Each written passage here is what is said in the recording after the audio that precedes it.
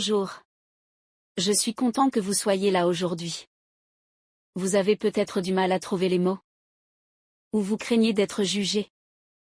Rassurez-vous. Ici, personne ne vous jugera.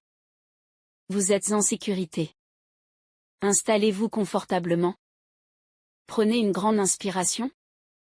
Et parlons-en, ensemble. La première étape, c'est de poser des mots sur ce que vous vivez. Dites-moi. Ces derniers temps, comment vous sentez-vous? Notez ce qui suit. Je vais vous détailler chaque symptôme.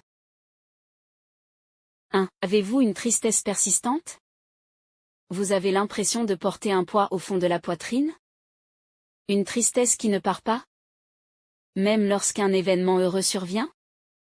C'est comme si un voile gris recouvrait tout ce que vous aimez? 2. Avez-vous une perte d'intérêt et d'énergie?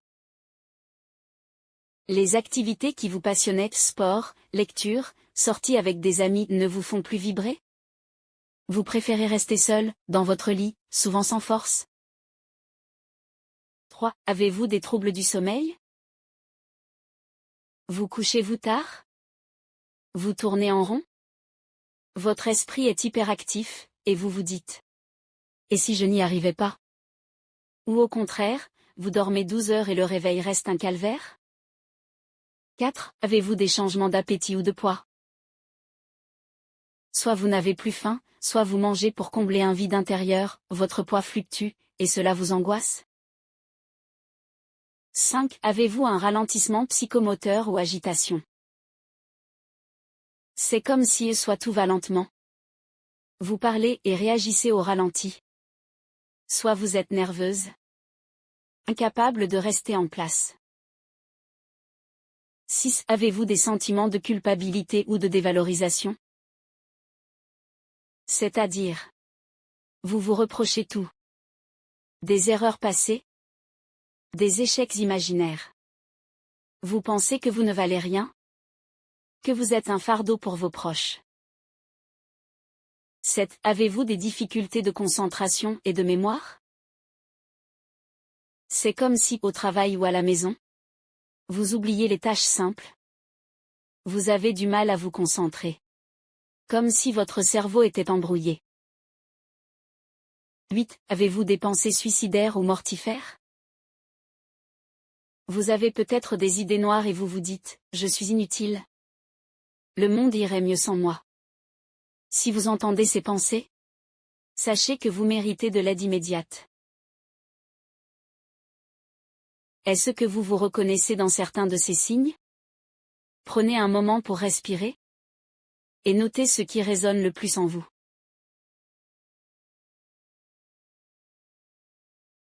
Nous avons parlé des symptômes et des mécanismes généraux. Maintenant, prenons encore un moment pour explorer plus en profondeur pourquoi vous traversez cette épreuve. Et surtout comment différents types de thérapies peuvent vous accompagner pas à pas. Parlons d'abord des causes biologiques.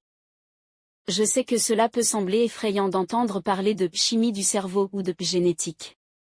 Mais comprenez bien que ce ne sont pas des mots pour vous juger. Ce sont des clés pour mieux vous aider.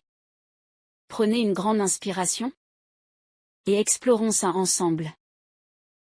1. Les neurotransmetteurs et déséquilibres chimiques.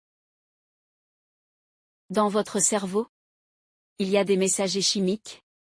La sérotonine, la noradrénaline, et la dopamine qui travaillent sans relâche pour réguler vos émotions, votre énergie et votre capacité à ressentir du plaisir. Quand ces messagers manquent d'équilibre, vous pouvez ressentir une tristesse profonde, une fatigue écrasante, ou ne plus prendre de plaisir dans ce qui vous faisait vibrer. Ce n'est pas de votre faute. C'est un déséquilibre que l'on peut corriger, doucement, avec le temps et un accompagnement adapté. 2. La prédisposition génétique et épigénétique. Si quelqu'un dans votre famille proche a déjà souffert de dépression, vous n'êtes pas seul. Vous avez simplement une sensibilité plus grande, comme un héritage parfois un peu lourd. Et puis il y a l'épigénétique. Des moments de stress intense, surtout jeunes, qui peuvent allumer certains gènes qui augmentent la vulnérabilité. Comment agir? En renforçant votre environnement de soutien et en travaillant sur vos ressources personnelles, on peut atténuer cet héritage. 3. Le cas de l'inflammation et neuroplasticité. Des chercheurs ont montré qu'un niveau élevé d'inflammation dans le corps, par exemple après un stress chronique, peut perturber la production de sérotonine. Et puis, le volume de l'hippocampe, une zone clé pour la mémoire et la régulation de l'humeur, peut diminuer quand la dépression dure. Mais la bonne nouvelle, c'est la neuroplasticité. Votre cerveau peut se remodeler, créer de nouvelles connexions, surtout si on l'aide avec des thérapies et des habitudes de vie saines. Passons maintenant à votre monde intérieur. Ce que vous pensez de vous-même, de votre passé, de votre futur, tout cela façonne votre humeur. Soyez indulgents, observer ces schémas est déjà un grand pas. 1. Les biais cognitifs. Vous avez peut-être l'impression de ne retenir que le négatif. Par exemple, un petit échec devient une raison de vous dire « la preuve que je suis nul ». Ou vous fonctionnez en tout ou rien. C'est-à-dire, soit vous êtes parfaite, soit vous êtes un échec total. En thérapie, on va apprendre à reprendre du recul, à questionner ces pensées automatiques, et à élargir votre regard sur la réalité. 2. Estime de soi fragilisée. Peut-être que des critiques reçues dans l'enfance ou un sentiment d'abandon continue de résonner dans votre cœur aujourd'hui. Vous vous dites « je ne mérite pas d'être heureux ». Et pourtant, vous méritez tout l'amour et le soin que vous vous apporterez. 3. Coping inadapté et rumination. Quand la douleur est trop forte, on a tendance à s'enfermer dans ses pensées, à ruminer encore et encore, ou à vouloir tout noyer dans l'alcool ou les écrans. Mais ruminer, c'est comme tourner en rond. La souffrance ne fait que grandir. En thérapie, vous découvrirez des stratégies concrètes pour interrompre ce cercle vicieux. C. Causes environnementales. Enfin, regardons ce qui vous entoure. Votre vie quotidienne, vos relations, votre travail. Tout cela peut peser sur votre morale, mais on peut aussi le transformer. 1. Stress chronique et pression sociale. Des journées à rallonge, une pression constante pour réussir. Vous avez l'impression de courir sans fin. Le burn-out, c'est le signal d'alarme. Votre corps et votre esprit vous supplient de ralentir. 2. Traumatisme et deuil non résolu. Un décès, une rupture, une agression. Tant d'événements peuvent laisser des cicatrices invisibles. Les émotions restent piégées si on ne leur offre pas un espace sécurisé pour s'exprimer. 3. Isolement et précarité. Manque de réseau, difficultés financières, discrimination, tout cela peut vous faire sentir seul et démuni. Pourtant, des ressources existent. Vous pouvez faire appel à des associations, groupes de parole, services de santé gratuits ou remboursés. Maintenant que nous avons compris d'où vient cette souffrance, voyons comment la thérapie peut vous accompagner, étape par étape. 1. Thérapie cognitivo-comportementale, TCC. Comment ça fonctionne? Ensemble, nous allons repérer vos pensées automatiques, ces petites voix intérieures négatives et les remettre en question. Chaque séance avec le psychothérapeute, il vous sera proposé un exercice. Comme par exemple, tenir un journal des pensées, puis tester de nouveaux comportements. Par exemple, retourner progressivement à une activité plaisante. Vous verrez que la réalité peut être différente de ce que votre esprit catastrophise. Les durées habituelles sont en général de 10 à 20 séances hebdomadaires. À la maison, il vous est proposé des fiches pratiques ou exercices structurés. 2. La thérapie interpersonnelle, TIP. L'objectif dans ce type de thérapie est de se concentrer sur vos relations. Sur les conflits non résolus, deuil, ou les changements de rôle, par exemple devenir parent. Vous apprendrez à mieux communiquer, à exprimer vos besoins, et à reconstruire un réseau social de soutien. La durée est généralement entre 12 à 16 séances. Entre les séances, des petits défis de communication et des mises en pratique avec un proche sont souvent proposés. 3. Thérapie d'acceptation et d'engagement, ACT. La philosophie est que, il ne s'agit pas de vaincre vos émotions, mais de les accepter, de vous y ouvrir sans jugement, et de choisir d'agir en accord avec vos valeurs profondes. Vous explorerez des exercices de pleine conscience, de diffusion, c'est-à-dire observer vos pensées, et vous construirez un plan d'action guidé pour ce qui compte vraiment pour vous. Généralement la durée peut être de 8 à 12 séances mais cela peut varier selon les praticiens. 4. La thérapie psychodynamique. L'approche est que, ici, nous prenons le temps d'explorer en profondeur vos expériences passées, vos relations d'enfance, et les conflits inconscients. À travers l'association libre et le travail sur le transfert, vous découvrirez les racines profondes de vos schémas actuels. C'est un chemin plus long, mais souvent très libérateur. La durée va généralement de plusieurs mois à plusieurs années, à raison d'une ou 2 séances par semaine. 5. Les thérapies de troisième vague. Il y a d'abord la MBCT ou la prévention des rechutes. Vous êtes généralement, en groupe de 8 personnes, et vous apprendrez à appliquer la pleine conscience à vos pensées pour ne plus retomber. Vous avez aussi la DBT qui est là pour travailler la régulation émotionnelle. Vous aurez des modules pour apprivoiser vos émotions intenses, tolérer la détresse et améliorer vos relations. Vous voyez, il existe plusieurs chemins pour sortir de cette période sombre. Le choix dépendra de vous, de votre histoire, et de ce que vous ressentez. Prenez le temps de discuter avec un professionnel pour trouver l'approche qui vous correspond. Vous méritez ce soin, cette écoute, et cette transformation. 2. La médication par antidépresseur.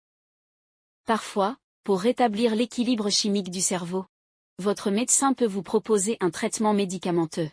Voyons comment cela se passe ensemble. Les principales classes de médication sont les suivantes. Les ISRS ou encore les inhibiteurs sélectifs de la recapture de la sérotonine. Ces médicaments du nom de Prozac, Séroplex, et il y en a encore beaucoup d'autres. Ils augmentent la sérotonine. Les IRSN ou inhibiteurs mixtes de recapture de la sérotonine et de la noradrénaline. Communément appelés Effexor, Cymbalta, ils agissent sur la sérotonine et la noradrénaline. Les tricycliques et autres, ils sont moins prescrits en première ligne. Voici ce que vous devez savoir concernant le déroulement de la médication. Vous commencerez par une dose faible, puis le médecin ajustera progressivement la dose. Il faut généralement patienter 4 à 6 semaines pour ressentir l'effet complet des médications. Il faudra prendre soin du suivi des effets secondaires. Pendant la médication, vous pourrez ressentir des nausées, des maux de tête, parfois une fatigue ou une diminution de la libido.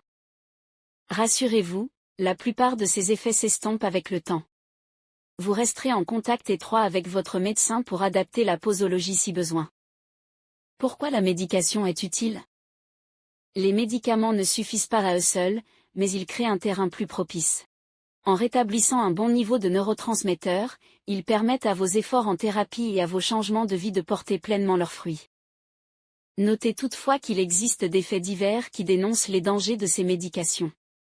Renseignez-vous avant d'accepter ce choix de soins. Enfin, notez que ces quelques gestes simples au quotidien peuvent amplifier positivement tous les autres traitements. Je vous propose 5 piliers à suivre pas à pas. 1. Le sommeil régulier. Couchez-vous et levez-vous à heure fixe, et évitez les écrans juste avant de dormir. Notez dans un carnet votre ressenti au réveil, ça vous aidera à ajuster votre rythme. 2. Activité physique. Faites 30 minutes par jour.